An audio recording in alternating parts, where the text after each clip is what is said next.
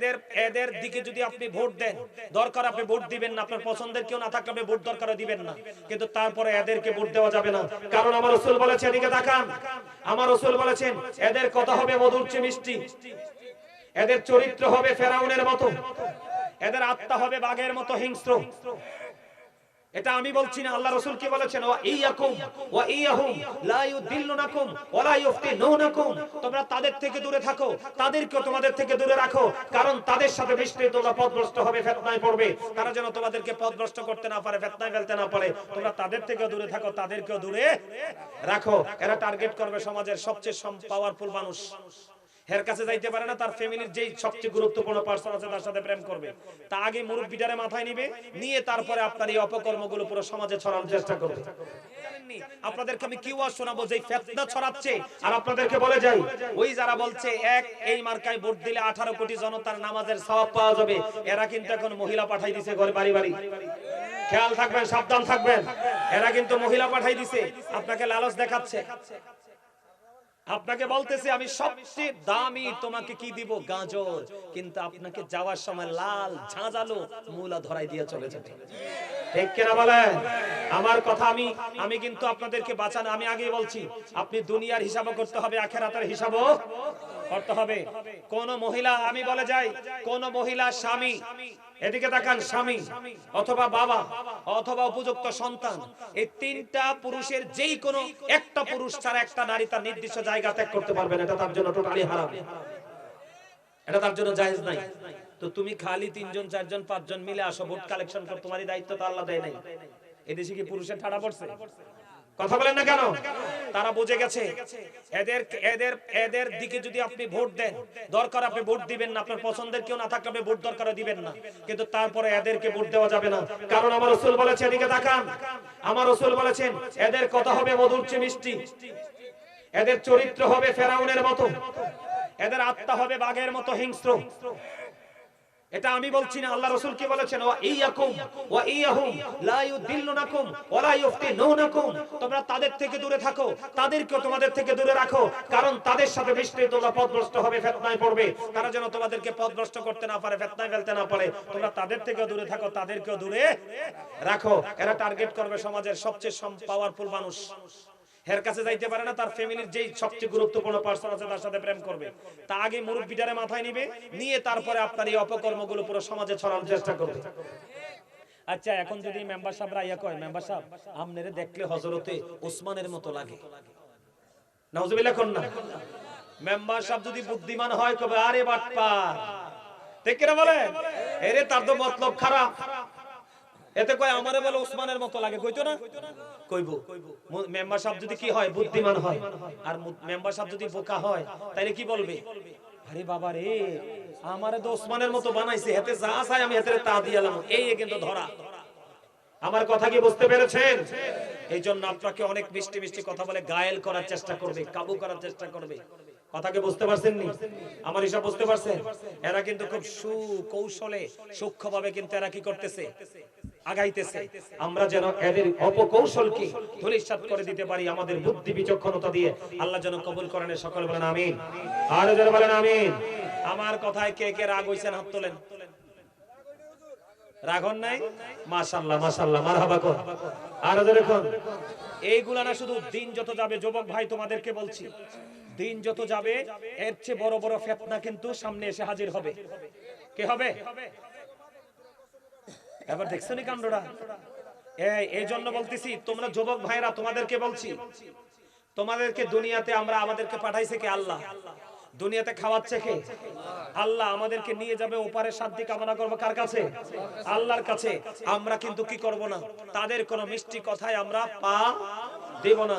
আমরা ওই পার্সনকে আমরা গ্রহণ করব যেই পার্সন আমাদের ইসলামে কোনো আঘাত হানবে না, আমাদের ঈমান নিয়ে ছিনিমিনি। আরে ভাই তুমি রাজনীতি করবা করো, তুমি ইসলাম নিয়ে কেন তামাশা করছো, ব্যবসা শুরু করে দিছো? ঠিক কেন বলেন? আরো জোরে। ইসলাম নিয়ে তামাশা করলে এই দেশের দল মত নির্বিশেষে এই দেশের মুসলমান ছাড়বে না। ঠিক কেন বলেন? ইসলাম নিয়ে তামাশা করার ইখতিয়ার তোমার, কারণ আমার আল্লাহর মনোনীত ধর্ম। ঠিক কেন বলেন? আরো জোরে। আবার প্ল্যানিং করে। এই যুবক, তোমাদেরকে বলি, এরা যদি একবারের জন্য কোনো সুযোগ পায়, বাংলাদেশের একটা বাজার ওরা রাখবে না। এরা ইহুদিদের হাদিস আইন না আল্লাহর ওলিদের সাথে লাগায়। আপনারা অনলাইনে দেখবেন, এটা আমার বানানো কথা না, আপনারা অনলাইনে ঢুকে দেখবেন, কয় সে নবী রাসূলের পদ্ধতিতে ক্ষমতায় বসতে, তার বিরোধিতা করা যাবে না, যাবে না, এটা অন্যায়। নাউজুবিল্লাহ বলেন। এই কথাগুলো কেন বলছে? আমি আগেই বলছি, এই কথাগুলো কেন বলছে? সত্যিকারের কোরআন এবং হাদিসের গান না থাকার কারণে, ঠিক কিনা বলেন? আরে এরা তো ম্যাক্সিমামই দামরামিয়া, কোন নবী বলে আমরার মতো, এটা কি মানুষ যায়? কথা কন না, নবী কোন দিক দিয়ে আমাদের মতো হবে? এটা মেরাজের চাঁদ না? আরো জোরে বলেন। এই আমার নবীজি এশার নামাজ পড়ে মেহানির গড়ে, এখানে আয়েশা জিবরাইল আসলো, বলে আল্লাহ তো আপনাকে দাওয়াত দিয়েছে, আপনাকে যেতে হবে, চলেন। কি করেন? চলেন। অনেক ঘটনা, এক আসমান থেকে আরেক আসমানের দূরত্ব 500 বছরের রাস্তা। কত বছর? 500 বছরের রাস্তা। তাইলে আল্লাহ রাসূল এক টানা 3500 বছরের রাস্তা শুধু অতিক্রম করছে, আসমানগুলো অতিক্রম করে। কি করে? আপনি আর আমি সারা জীবন যদি চেষ্টা করি 500 বছরের রাস্তা অতিক্রম করতে পারবো? হ্যাঁ, রাসূল কিছু সময়ের মধ্যে 3500 বছরের রাস্তা অতিক্রম করে ফেললো।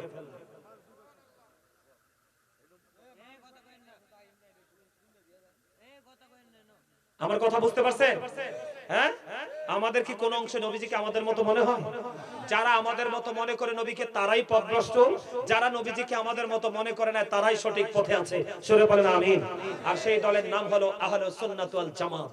আমার রাসূল বলেছেন আহলুস সুন্নাহ ওয়াল জামাত ইজ দা বেস্ট পার্টি। আপনারা দেখবেন, আমি না শুধু, আমাদের পূর্বসূরি যে আলেমরা ছিল, আল্লাহর ওলিরা ছিল, তারা যেইভাবে মাঠে ময়দানে কথা বলে গেছে, আমাদের পূর্বপুরুষও কথা বলেছে, আমরাও কথা বলতেছি।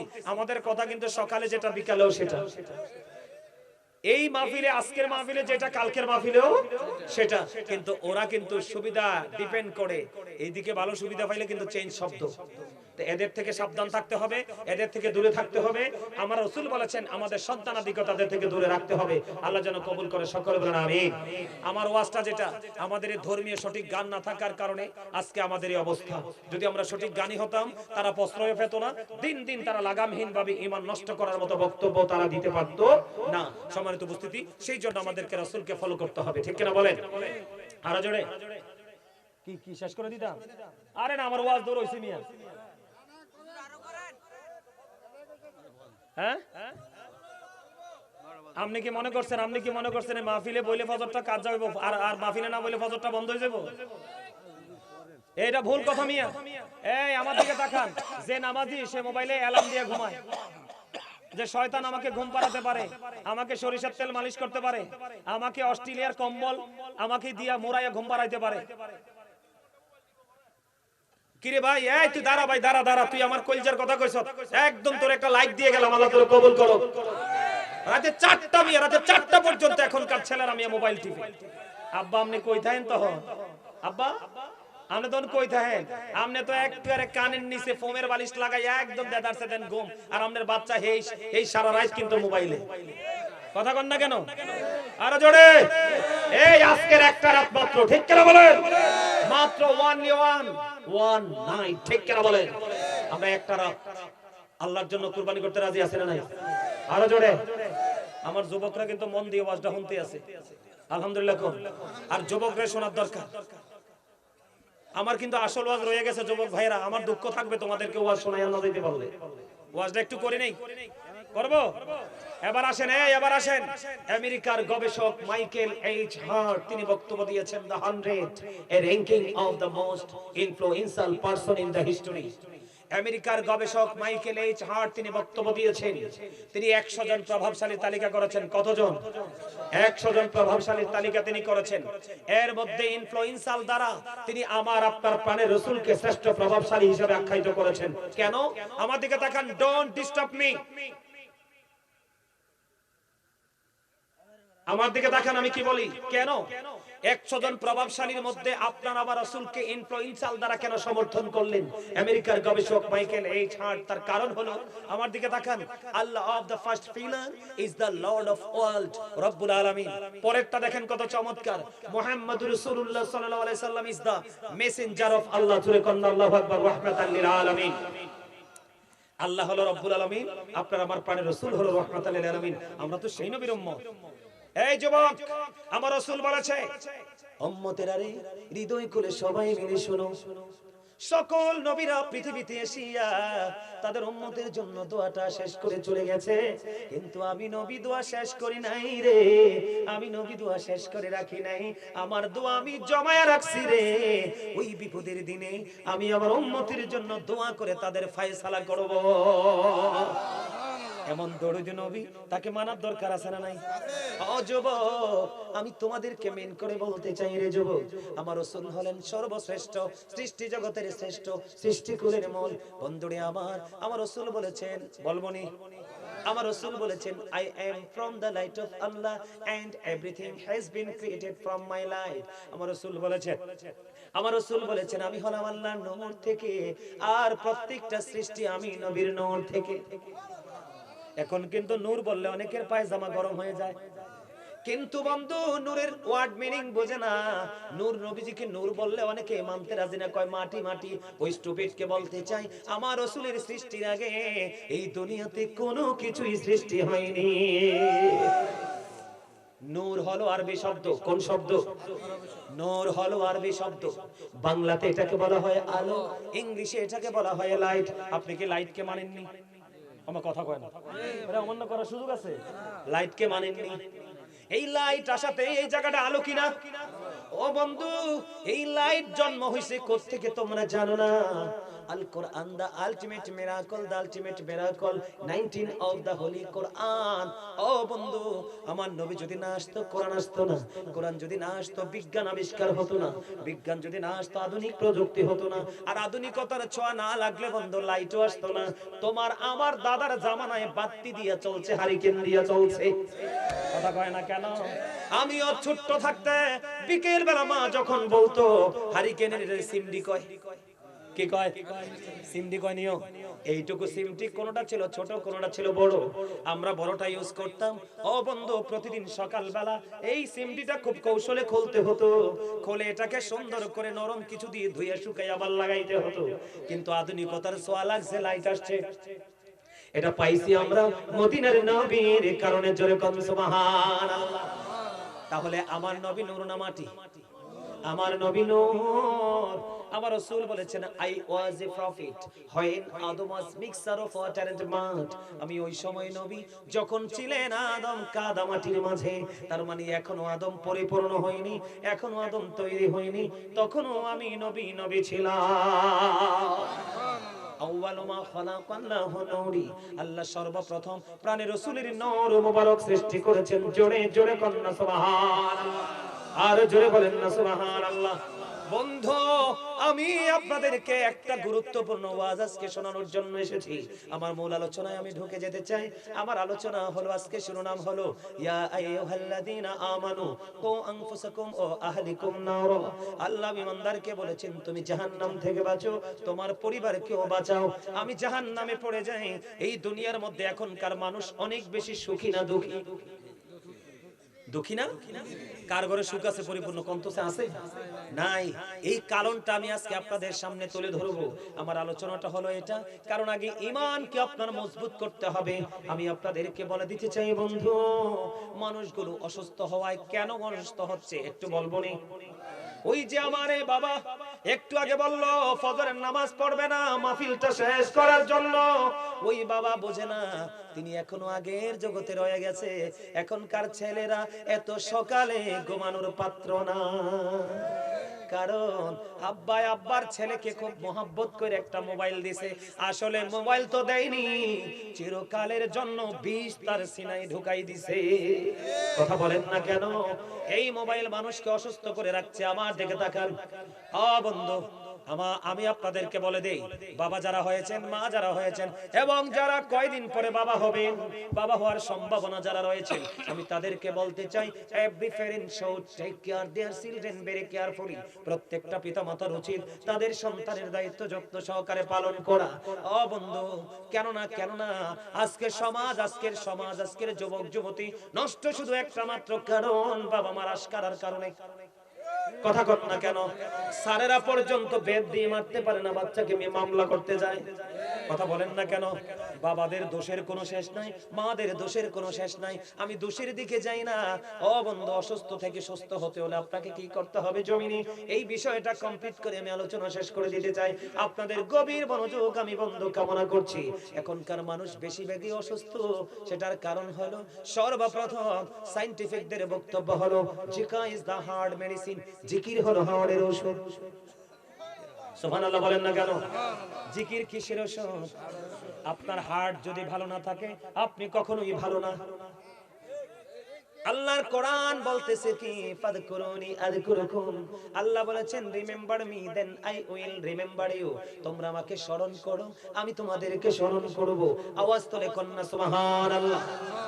তাহলে আপনার প্রথমত আপনি জিকির থেকে দৌড়ে বলে হুজুর জিকিরটাকে খেয়াল করেন, আমি ওয়াজে ফুললি ওয়াজে ঢুকছি। এই যুবক ভাই, তোমাদের মোবাইল কোথায়? আজকে যদি আধুনিক গানের শিল্পী আসতো মোবাইল একটাও পকেটে থাকতো না। কিন্তু আজকে তোমার পরিপূর্ণ জীবন যেটার মধ্যে আছে ওইটা তুমি কি নোট করে নিবা না?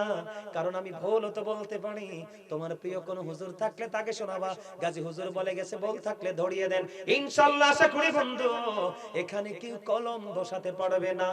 আমি আপনাদেরকে বলে দিতে চাই, ও বন্ধু, সর্বপ্রথম আপনার অসুস্থতার কারণ আপনি জিকির থেকে দৌড়ে বলে হুজুর জিকিরের মানে কি? জিকিরের বাংলা হলো স্মরণ, ইংলিশে এটাকে বলা হয় রিমেম্বার। সুবহানাল্লাহ বলা জিকির, আলহামদুলিল্লাহ বলা জিকির, আল্লাহু আকবার বলা জিকির, লা ইলাহা ইল্লাল্লাহ বলা জিকির। কাউকে ভালো কাজে ডাকা এটাও জিকির, মন্দ কাজ করতে দেখলে থামিয়ে দেওয়া ওটাও জিকির, পরিপূর্ণভাবে নামাজ পড়া এটাও জিকির, ও বন্ধু হজে যাও ওটাও জিকির।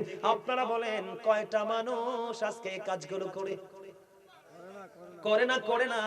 কারণ ওই যে বলেছি ইসলামের গান থেকে দৌড়ে। এই কারণে বন্ধুরে আমার দিকে তাকান, আমি আপনাদেরকে কি বলে দিতে চাই বন্ধুরে আমার।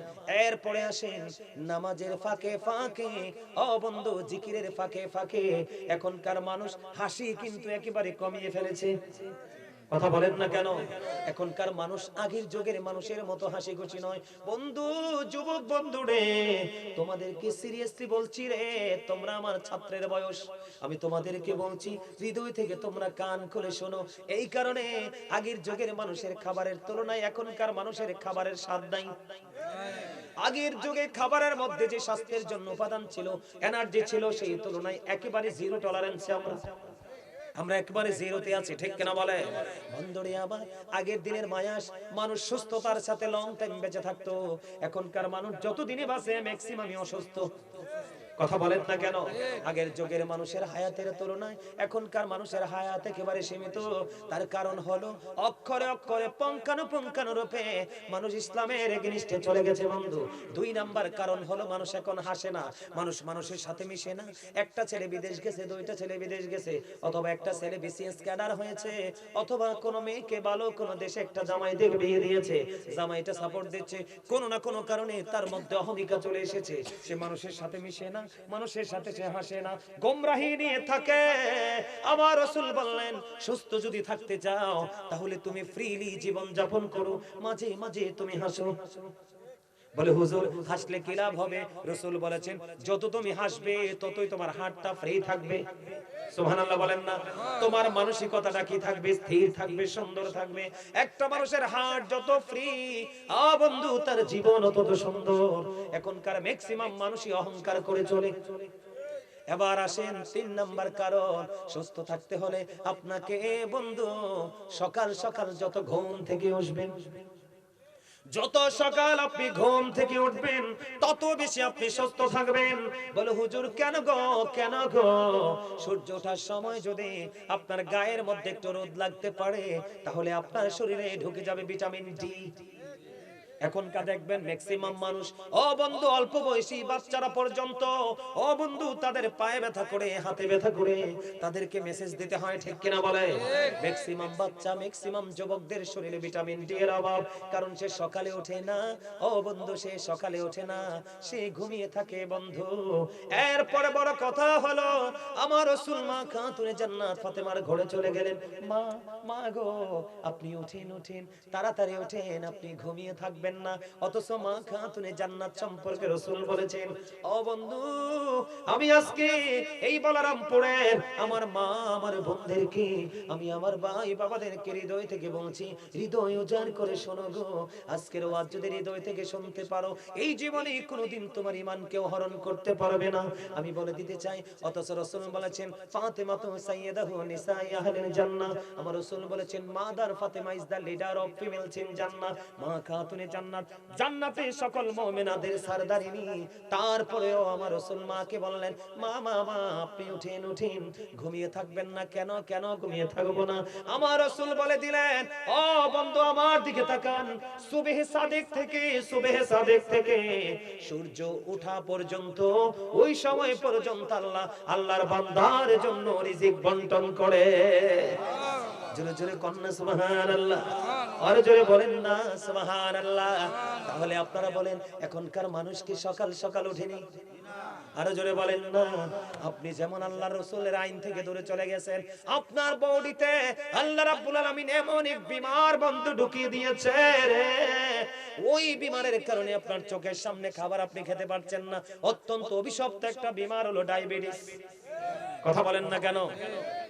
আল্লাহ রাসূল বলেছেন, যত তুমি ইসলাম থেকে দূরে যাবে, ধর্মীয় চর্চা থেকে দূরে চলে যাবে, মানুষকে কন্টিনিউ তুমি ঠকাতে থাকবে, নতুন নতুন গজব আসবে, নতুন নতুন রোগ পৃথিবীতে আসবে, যে রোগের খবর তোমার পূর্বপুরুষরা কোনোদিন শুনে নাই। করোনার কথা কি কেউ শুনেছে? ও বন্ধু, এখন একটা বের হয়েছে নিপা ভাইরাস। কি ভাইরাস? দাদু ভাই আপনি বলেন, আপনারা বলেন, এখানে আমার দাদু ভাইরা যারা আছেন, আপনারা কি আপনাদের সন্তানদেরকে খেজুরের রস সকালে না খাওয়াইছেন না? কথা বলেন না কেন?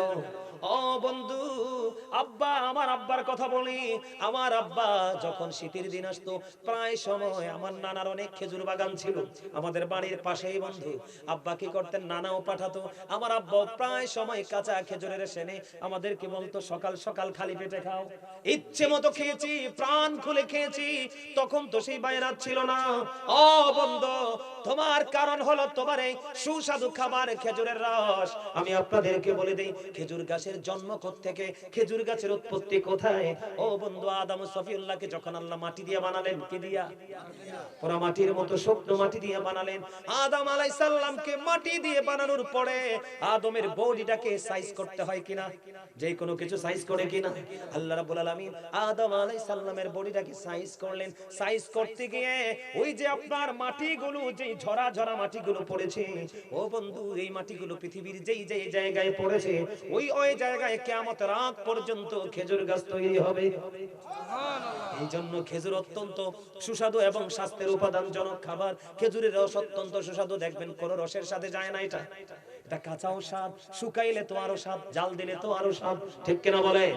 ও বন্ধু, আমি গত পরশুদিন একটা ভিডিও দেখলাম, আমি দেখেন একটা ভিডিও দেখলাম, একটা বাদুর আসছে, মোবাইলে দেখছি, প্র্যাকটিক্যালি একটা বাদুর এসে ওই যে খেজুরের যে গাছ যে আপনার দিয়েছে, কাইমটা বসাইছে, ওটা বরাবর খেজুর গাছে এসে উপরের দিকে তার পিছনটা দিয়ে ইচ্ছে মতো মাথা নিচু করে রস খাচ্ছে।